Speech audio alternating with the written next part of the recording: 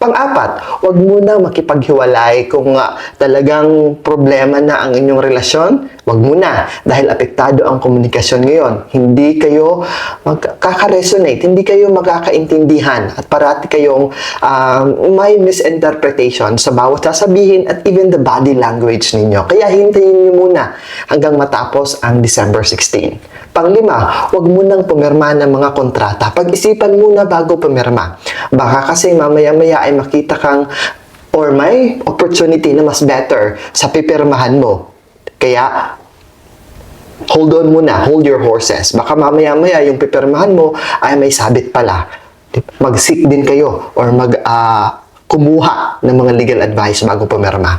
Pang-anim, huwag ka muna mag-close ng deal ngayon sa mga bibilhin yung bahay, properties, lupa, sasakyan.